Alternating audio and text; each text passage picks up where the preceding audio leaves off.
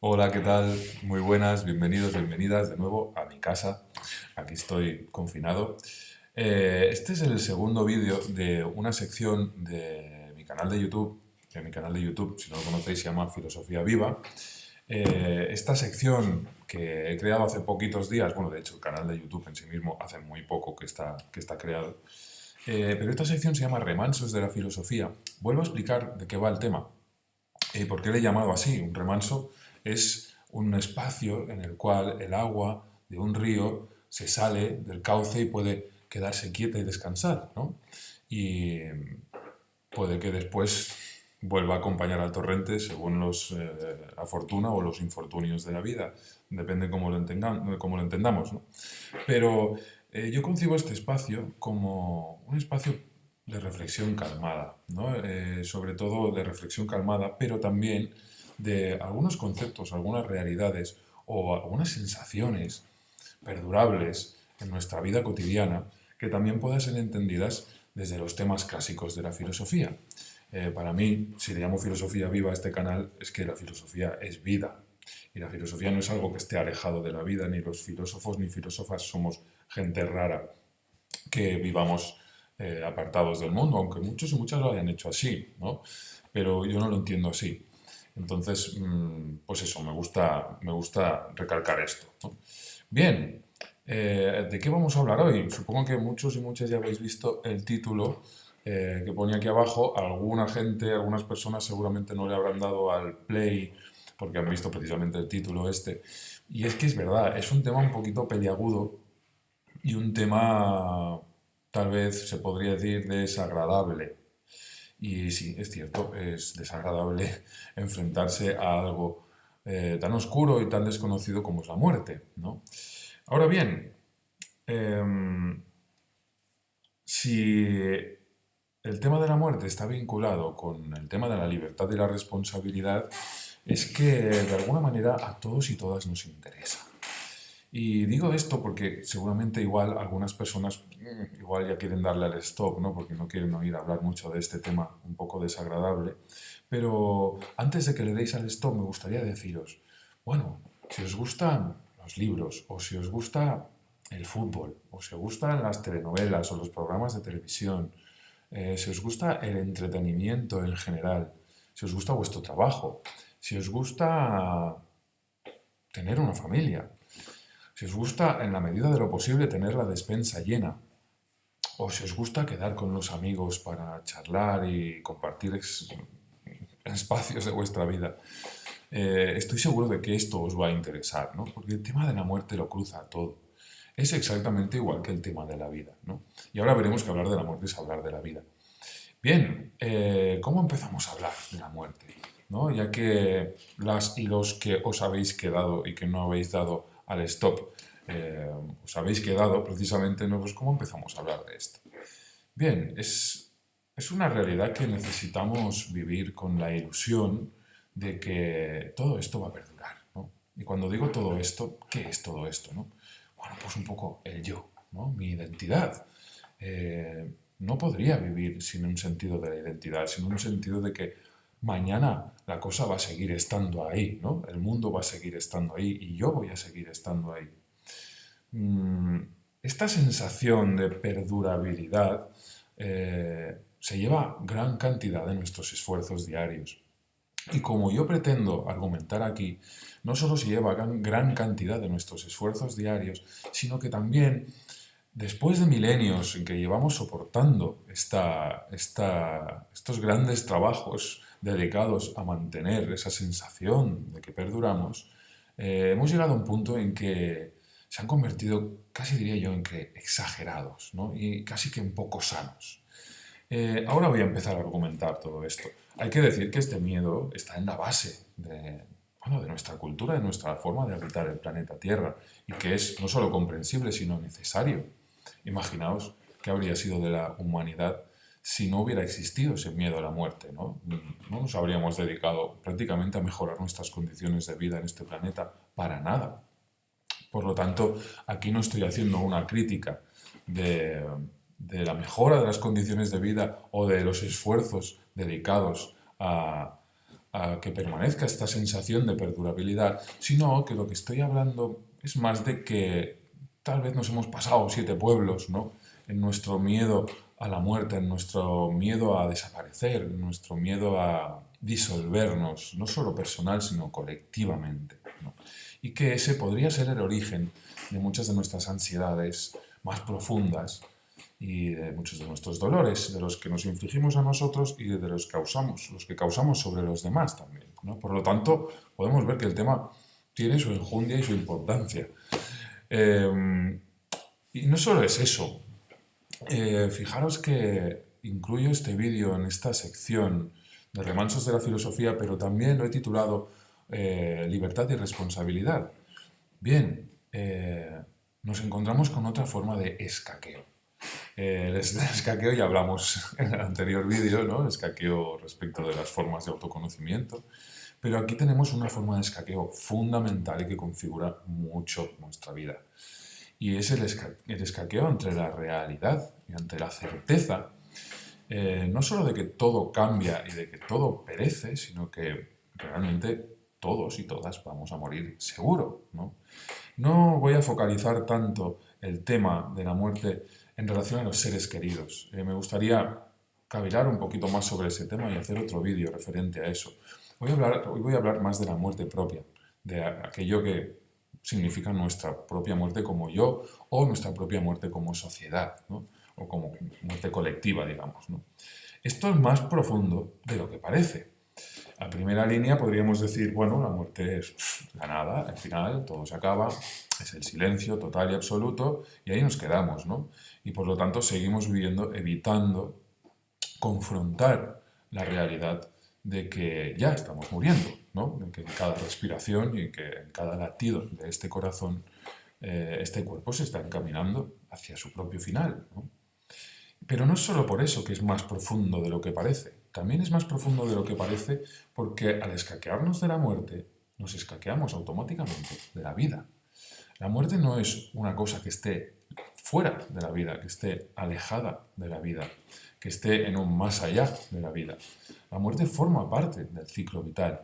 Fijaros, no sé si recordaréis, muchos y muchas, tal vez tenéis que tener alguna edad ya, y si no lo habréis visto a lo mejor en algún anuncio de YouTube que os han enseñado vuestros padres, depende de la edad que tengáis.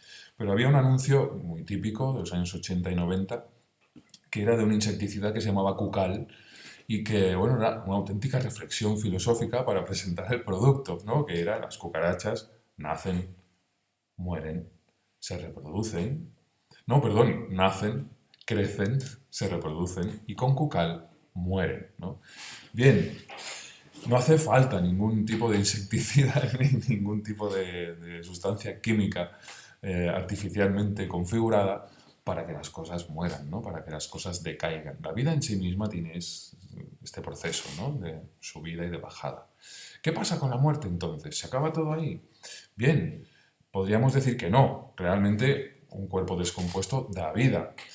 Pero no es solo eso, y de esto también hablaremos en otro vídeo. ¿Qué es lo que muere cuando morimos nosotros? Bueno, muere mi cuerpo como una entidad íntegra, ¿no? Individual. Muere mi mente como esta capacidad que tengo de pensar, de situar y de orientarme en el mundo.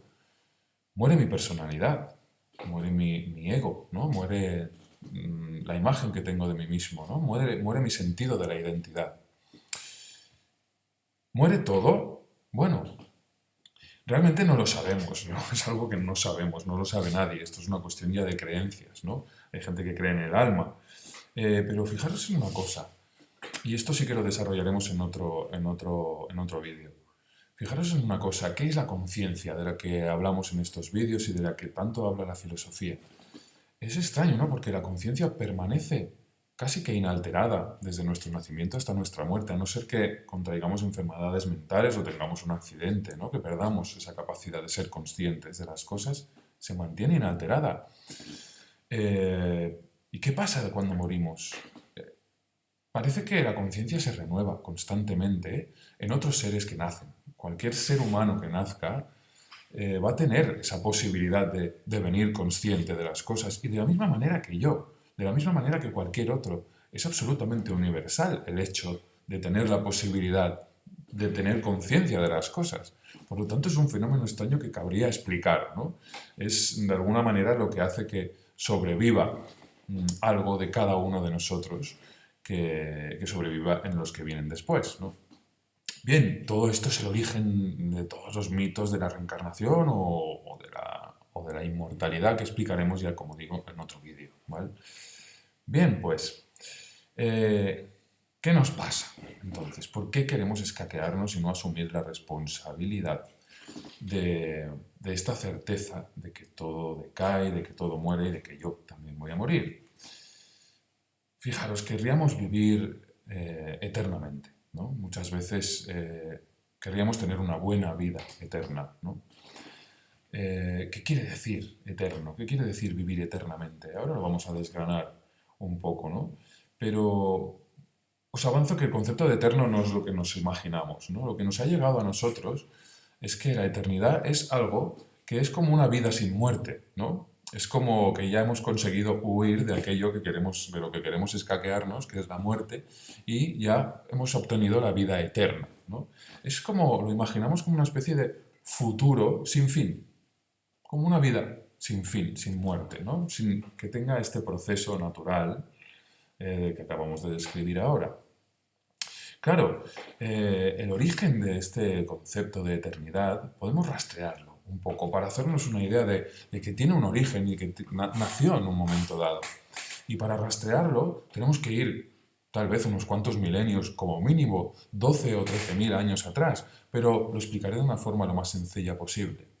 Fijaros, en las primeras sociedades cazadoras, recolectoras, lo importante, sobre todo, era tener la sensación de que mañana vamos a seguir vivos. Es decir, si hoy podemos cazar un animal y podemos recolectar unos cuantos frutos para alimentarnos, ya estamos bien. ¿Qué pasa en el estadio siguiente, que es cuando aparece la agricultura? Pues pasa algo muy curioso. La agricultura siempre pensamos que es causa de muchas cosas, ¿no? Y efectivamente es así, nos ha traído muchas cosas buenas. Pero ¿de qué es consecuencia la agricultura, el nacimiento de la agricultura? Eh, Algunos autores explican, como Ken Wilber, os enseño este libro que estoy leyendo después del Edén.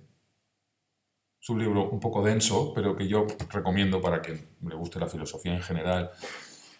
Es bastante asequible dentro de todo.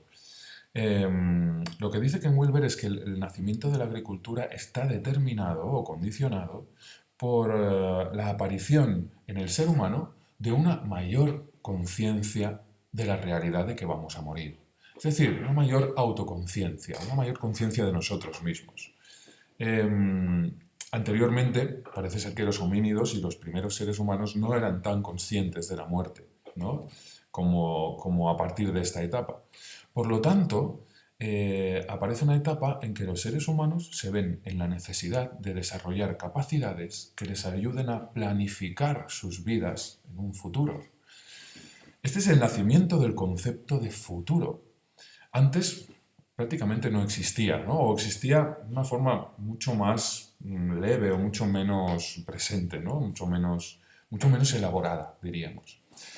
Claro, con la agricultura ya podemos planificar nuestro futuro, ¿no? Abandonamos, digamos, la recolección y la caza para el día de hoy y nos dedicamos a hacer un trabajo que nos va a permitir alimentarnos y tener esta sensación de perdurar en el tiempo mucho más larga que cuando nos dedicamos simplemente a cazar para el día de hoy. Por lo tanto, la agricultura implica postergar la gratificación inmediata, ¿no? Si yo cojo un fruto y me lo como, no estoy postergando la gratificación, me gratifico en el momento. Pero si yo estoy cultivando algo para que con el tiempo y dentro de un tiempo en el futuro dé fruto y yo pueda comer, es que ahí ya tengo un sentido de que tengo que perdurar, ¿no? Bien, desde este punto de vista se puede ver que la agricultura, el origen de la agricultura, digamos, la causa de la agricultura, es el miedo a la muerte. Es una mayor conciencia de la muerte y un mayor miedo, consiguientemente, ¿no? Por lo tanto, la agricultura nace de ese miedo a la muerte y nos da el primer concepto de futuro que tenemos como humanos, ¿no?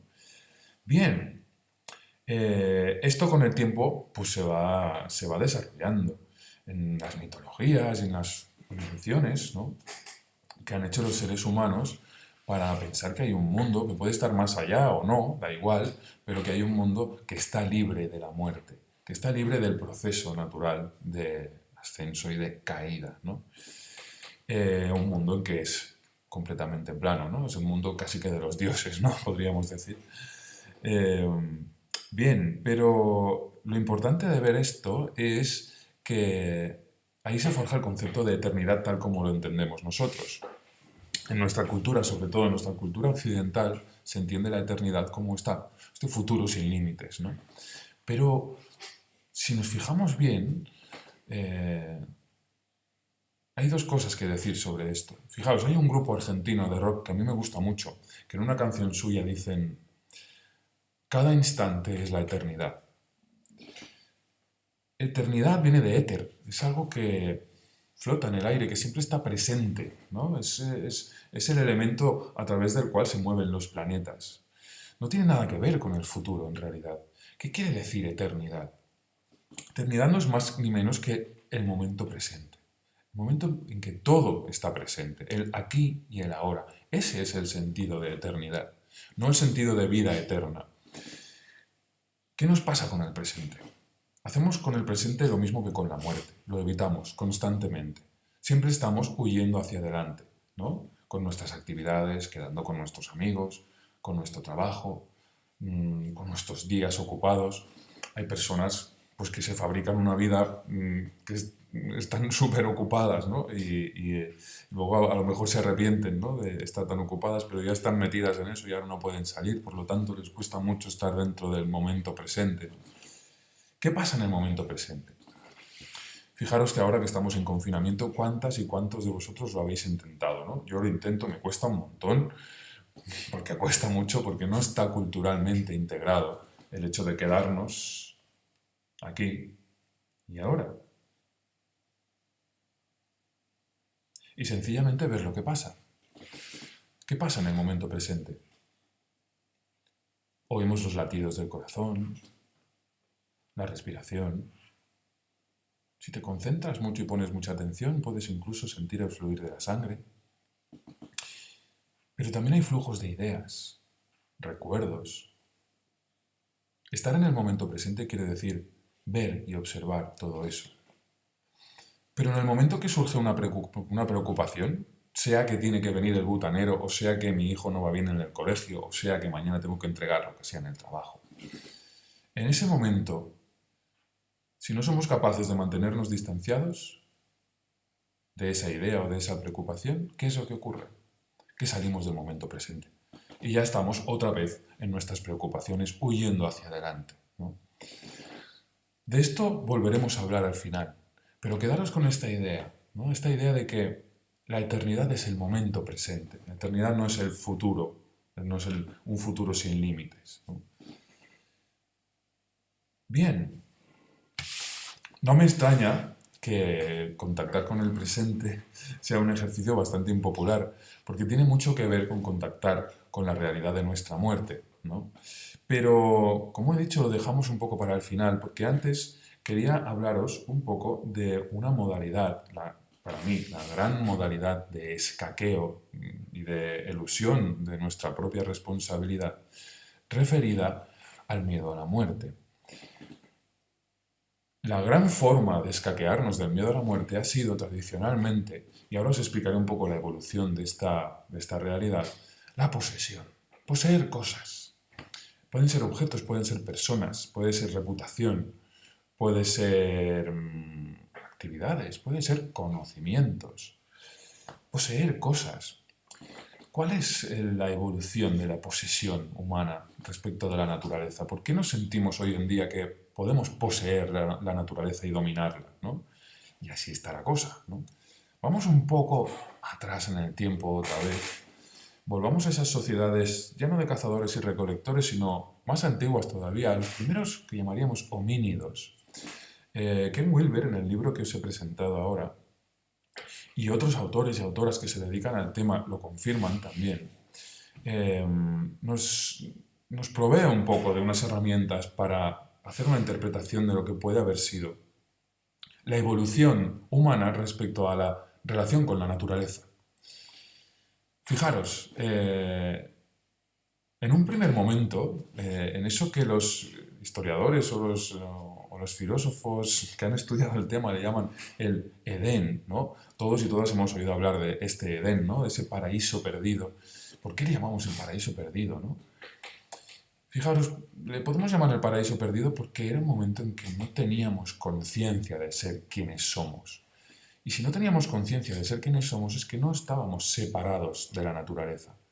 Si en aquellos momentos alguien pudiera haberles dicho a aquellos homínidos, oye, describidme vuestra relación con la naturaleza. Los homínidos que no tenían lenguaje, y evidentemente este era el factor esencial, cuando tenemos lenguaje ya empezamos a separarnos de la naturaleza, ¿no? Porque los animales no lo tienen, ¿no? Ni las plantas tampoco. Lenguaje sofisticado, digamos. Pero si hubieran podido decir cuál era su relación con la naturaleza, ¿qué habrían dicho? Probablemente habrían dicho, somos naturaleza. Somos naturaleza, plenamente identificados con la naturaleza. En el siguiente estadio, ¿qué nos encontramos? El siguiente estadio es el de la agricultura que hemos descrito un poco antes, ¿no? Esta preocupación ya por la muerte, por la planificación. También es el momento en que surge esta figura de la diosa tierra, de la tierra madre, ¿no? La madre tierra, la Pachamama, que dicen en Latinoamérica, ¿no? ¿Qué habrían dicho estos seres humanos ya organizados en comunidades agrícolas respecto de la naturaleza si les hubiéramos preguntado? Estos seres humanos probablemente habrían dicho, pertenecemos a la naturaleza.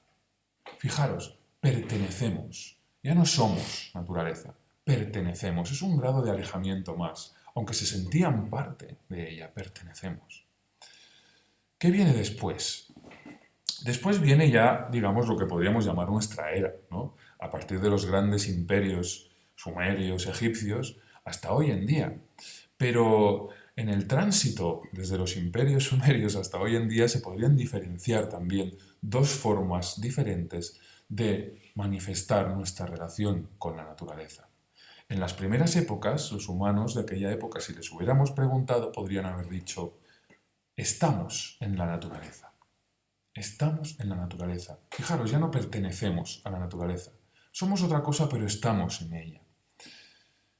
El cambio que ha habido con la industrialización en los 2 últimos siglos, ¿qué nos ha provocado? Fijaros que cuando estamos en las grandes ciudades o las personas que vivís en grandes ciudades, tal vez podríais definir vuestra relación con la naturaleza con una frase tipo, estamos fuera de la naturaleza. Es decir, todavía nos hemos alejado más de este concepto de naturaleza primaria al que pertenecíamos. En las grandes ciudades, sobre todo, se tiene esa sensación, ¿no? Hasta incluso tenemos que reproducir en miniatura la naturaleza creando parques, ¿no? Para que haya pulmones, ¿no? En los cuales respirar, ¿no? Y poner arbolitos aquí y allá, ¿no? Para tener la sensación de que todavía queda algo de todo esto en estas megalópolis que hemos construido, ¿no? Y en las que vivimos. Bien, ¿qué ha pasado aquí, no? El proceso de separación de la naturaleza es brutal. Pero no solo el proceso de separación de la naturaleza. El proceso de separación de la naturaleza a lo que nos ha llevado es a tener una sensación de dominio sobre ella, de posesión sobre ella. ¿Qué quiere decir esto? Quiere decir, entre otras cosas, que ese es el gran escaqueo mundial y humano que nos hemos marcado respecto de la sensación y de la certeza de que todos y todas vamos a morir y a desaparecer. Esto tiene que ver con el control que queremos ejercer sobre la naturaleza para poder fijarnos unas condiciones de vida que nos aseguren una máxima perdurabilidad posible, ¿no?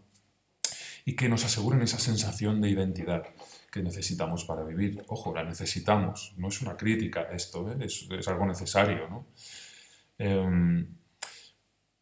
El dominio, la posesión. El dominio y la posesión también son una forma de escaquearnos de la muerte, de la certeza de la muerte, ¿no? Y como sociedades y como especie, pues eso, nos hemos marcado el gran escaqueo de no responsabilizarnos de la realidad, de la certeza, ¿no? Y yo creo, como os he dicho antes, que es bastante poco sano esto. Yo creo que tiene que haber un equilibrio.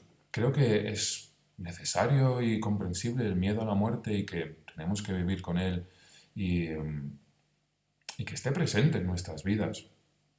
Pero si eso va a suponer que vamos a someter a la naturaleza, y ojo, a otros humanos, animales, plantas y humanos, a un régimen de esclavitud, porque nosotros consideramos que tenemos que vivir muchos años o que nos recuerden durante muchos años, ¿no? Y tenemos un miedo a la muerte terrible, como les pasaba a los faraones o como les pasa a los grandes ricos de hoy en día también, ¿no? A los grandes poderosos, esa misma sensación, el mismo terrible miedo a la muerte que les lleva a poseer muchos objetos, a demostrar que tienen mucha riqueza, que son muy poderosos y a hacer grandes monumentos en su honor para que las generaciones del futuro vean lo grandes que han sido, ¿no?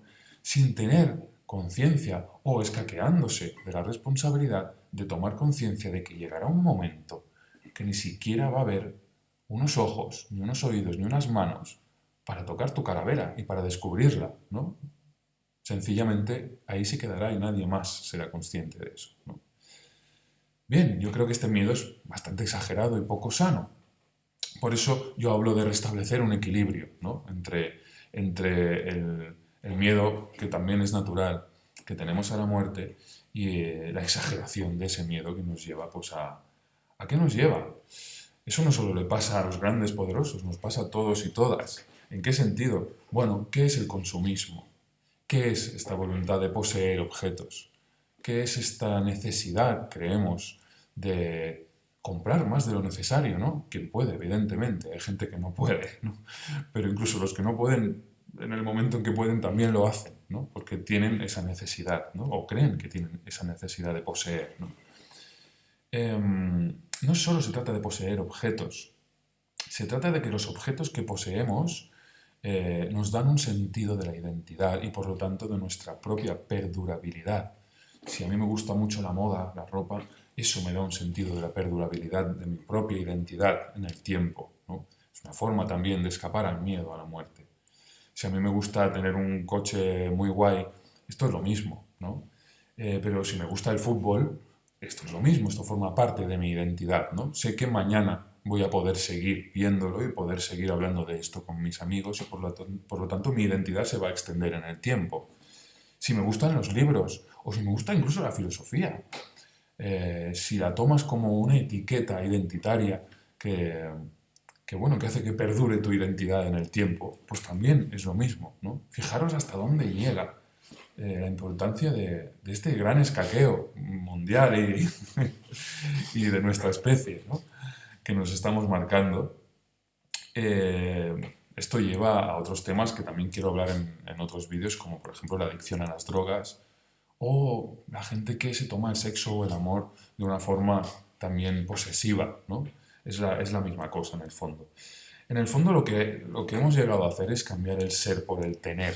De esto también me gustaría hablar en otro vídeo, ¿no? Pero hemos cambiado el ser, el meramente aceptar que este cuerpo y esta mente se encaminan poquito a poco hacia su propia desaparición y por lo tanto la realidad de que deberíamos ser más humildes con nosotros mismos y con los demás, lo hemos cambiado, este mero ser lo hemos cambiado por el tener, ¿no? El tener, que es una ficción de que las cosas van a perdurar. Fijaros incluso en la expresión carpe diem, ¿no? Que asociamos mucho al pasárnoslo bien, ¿no? A la fiesta, al despiporre, ¿no? Digamos.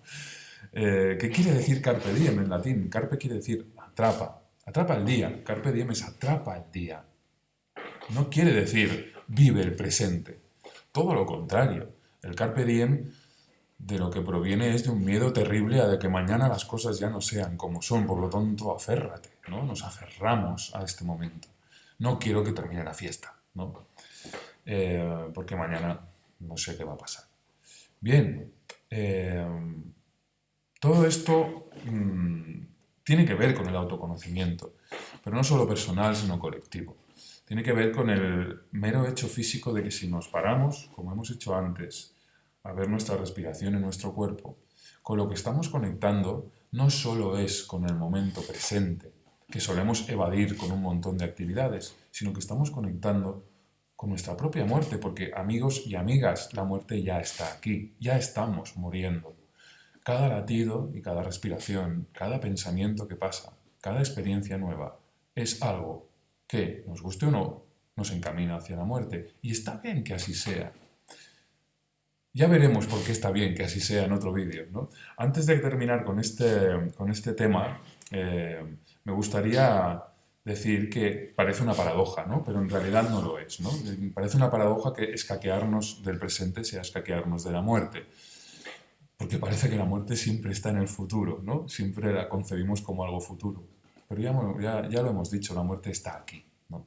Entonces, tal vez haríamos bien en asumir que, bueno, que vamos a morir, precisamente porque esto nos liberaría, ¿no? Estos vídeos van en relación a la libertad y la responsabilidad, ¿no? El otro día decíamos, hacernos responsable de algo es hacernos libres también, ¿no? Si nos gusta ser libres, y hablamos tanto de la libertad, responsabilicémonos también de nuestra propia finitud, porque esto nos va a liberar de la carga de tener que estar sustentando día a día con tanta tensión una sensación de ser los mismos y de perdurabilidad, ¿no? Una sensación de identidad que a veces cuesta mucho de mantener, ¿no? Si asumimos, como vamos a hacer en el próximo vídeo, que pasamos por crisis y que hay partes nuestras que mueren y partes nuestras que van a nacer, nuevas partes nuestras en nuestro interior, ¿no? La vida tal vez se nos haga un poquito más fácil a todos y todas. Bien, muchas gracias. Hasta aquí este vídeo. Espero que os haya gustado. Podéis hacer los comentarios que queráis aquí debajo. Seguramente colgaré alguna dirección de correo electrónico por si queréis hacer comentarios en privado. Muy bien, gracias, que vaya muy bien. Chao.